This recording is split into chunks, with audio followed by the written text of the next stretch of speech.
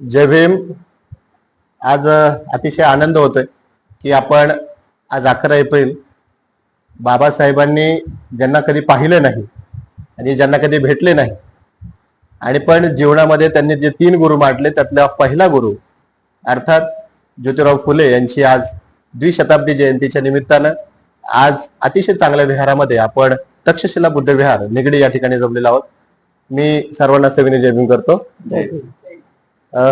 कसं वाटतं आजचे हे सायंकाळ आणि सायंकाळी आम्ही तुम्हाला खास भेट देण्यासाठी आलेलो आहोत. तर मी ही भेट ही आपली सुसंवादी असेल.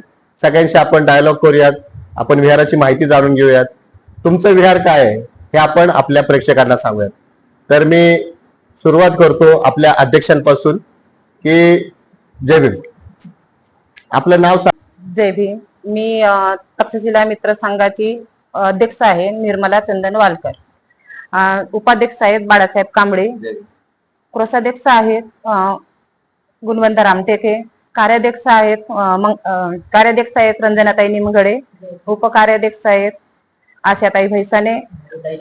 हिशोब तपासनीस आहेत संजय शिंदे आणि सल्लागार म्हणून आहेत हिरामण रामटेके, मंगलाताई मुनेश्वर.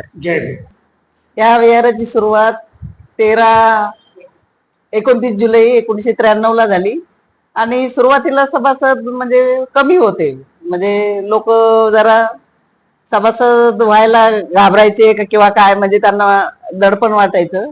सुरुवातीला सभासद कमी होते आणि जवळपास राहणारे लोक कमी होते, त्यामुळे पण सभासद कमी होते सुरुवातीला. त्यामुळे सुरुवातीची 8 लोकांचीच बॉडी होती, आमची 8-9 लोकांचीच बॉडी होती. आणि कसबे साहेब अध्यक्ष होते सुरुवातीला आणि वाघमारे ताई उपाध्यक्ष होत्या आणि 7-8 लोक सभासद असं. तर मला जाणून घ्यायला आवडेल की आपल्याकडे वंदना कधी होते, किती वाजता होते, साप्ताहिक होते की रेग्युलर होते? मी कांबळे साहेबांना विचारतो की कांबळे साहेब मला सांगा की आपल्याकडे वंदना कधी आणि कशा पद्धतीने घेतली? नमो बुद्धाय जय भीम. आमच्या विहारामध्ये प्रत्येक रविवारी सकाळी 10:30 वाजता वंदना होते आणि आपलं प्रत्येक रविवारी प्रत्येक बौद्धांनी विहारात गेलेच पाहिजे ह्या म्हणजे संदेशाला अनुसरून प्रत्येक जण विहारामध्ये येतो आणि प्रत्येक रविवारी आम्ही बाबासाहेबांच्या प्रतिमेला हार अर्पण करतो. आणि बुधवारी संध्याकाळी 5 वाजता महिलांची वंदना होते. असे 2 आठवड्यातून 2 वेळा विहारामध्ये वंदना. मी 30 वर्षापासून मी काम करत असतो. कार्य आमच्या विहारामध्ये बाबासाहेब आंबेडकर जयंती मोठ्या उत्साहाने साजरी करत असताना धम्मचक्र प्रवर्तन दिन हा मोठ्या उत्साहाने साजरा करतो.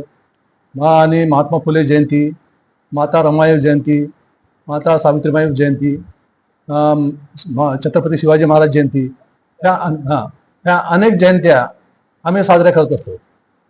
आणि त्याप्रमाणे जे काय लहान म्हणजे थोर पुरुष आहेत त्यांच्या सुद्धा आम्ही जयंती साजऱ्या करत असतो. आणि ह्या जयंत्या साजऱ्या करण्याकरता आपल्या विहारामध्ये भरपूर म्हणजे आपली उपस्थिती असते आणि त्या प्रकारे ह्या उत्साहाने आम्ही जयंती साजरी करत असतो. आणि त्यामुळे त्या ठिकाणी आम्ही जयंतीच्या वेळी प्रवचनकार बोलवतो किंवा भंते बोलवतो आणि त्यांचं प्रवचन. पण आदर्श जयंती साजरी करण्यासाठी यावर्षी 19 तारखेला आमच्या विहाराची जयंती आहे, संयुक्त जयंती. चला बुद्ध धम्माच्या वाटेवर या अभियानाचे प्रमुख आयुष्यमान प्रबोधनकार प्रबुद्ध साठे यांचा आपण व्याख्यान ठेवलेलं आहे. अरे वा. आणि लोकांमध्ये जागृती व्हावी, लोकांमध्ये परिवर्तन व्हावं यासाठी आपण प्रबोधनात्मक कार्यक्रम ठेवला आणि त्या अनुषंगाने आपण जयंती साजरी करतो. आपण प्रश्न केला की जयंती कशी साजरी करावी, तर मला असं वाटतं की जयंती साजरी करत असताना जो आपण खर्च करत असतो, आता आपण म्हटलं की जयंती साजरी करताना डीजे किंवा इतर खर्च होत असेल तर त्याच्यावरचा खर्च कमी करून एखादा गरजू विद्यार्थी असेल, अगदी बाबासाहेबांनी सांगितलं शिक्षणावर बाबासाहेबांनी भर दिलेला आहे, तर शिका, संघटित व्हा आणि संघर्ष करा.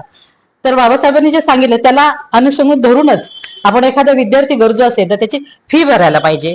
त्याला काही शालेय साहित्य लागत असेल त्याची मदत करायला पाहिजे. एखादा आता खूप विद्यार्थी आपले हुशार आहेत तर ते विद्यार्थ्यांना बाहेर देशात जाण्यासाठी शिक्षणासाठी काही मदत नसती, तर आपण त्या जयंतीचा खर्च कमी करून आपण मदत करू शकतो. अशा अनोख्या पद्धतीने बाबासाहेबांना अभिवादन करायला पाहिजे आणि अशी जयंती साजरी करायला पाहिजे असं मला वाटतं. तुम्हाला आजचा हा उपक्रम बौद्ध विकास महासंघाने तुमच्याशी जे हितगुज साधण्याचं, आम्ही फक्त माध्यम आहोत पण विचार बौद्ध विकास महासंघाचा आहे, ती आयडिया विकास महासंघाची आहे. तर ही आयडिया तुम्हाला कशी वाटली आणि त्याच्याबद्दल तुम्ही 2 शब्द तुमच्या विहाराच्या वतीने बोलायला. खरं तर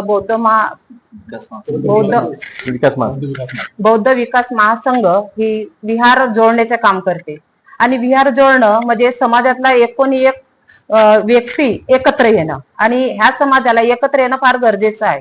कारण सगळीकडेच विहार उपलब्ध आहेत पण एकत्र येत नाही, ते विहारापुरतेच असतं. कुठले सामाजिक कार्य करायचं म्हटलं की आपण विहारापुरतं करतो, दुसरीकडे जात नाही. तर बौद्ध विकास महासंघाने खूप चांगलं काम केलेलं आहे, खूप छान उपक्रम आहे की त्यांनी विहार जोडून एकत्र आणण्याचे काम ते करत आहेत.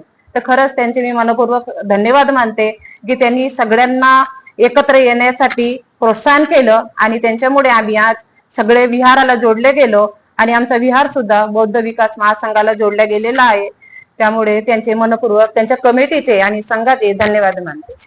तक्षशिला बुद्ध विहारामध्ये या कार्यक्रमाची सुरुवात झाली. आपण सर्वजण त्याचे साक्षीदार आहोत आणि हा जो कार्यक्रम आहे हा तुम्हाला कुठे पाहता येईल तर जनता टाइम्स या युट्यूब चॅनलवरती, त्यांचं इंस्टाग्राम पेज आहे, फेसबुक पेज आहे. तर तुम्ही सर्वांनी त्याच्यावरती पहा आणि महाराष्ट्रभर तुम्ही याच्यामध्ये दिसणार आहात. तुमचे विचार पोहोचले जाणार आहेत.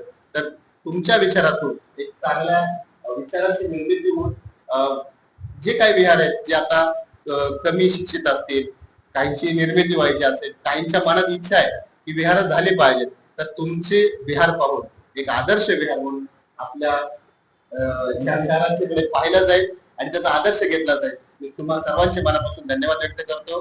बौद्ध विकास संघाकडून ही संधी मिळाली, मी तुमच्या बौद्ध विकास संघाकडून आपले सर्वांचे मनापासून धन्यवाद.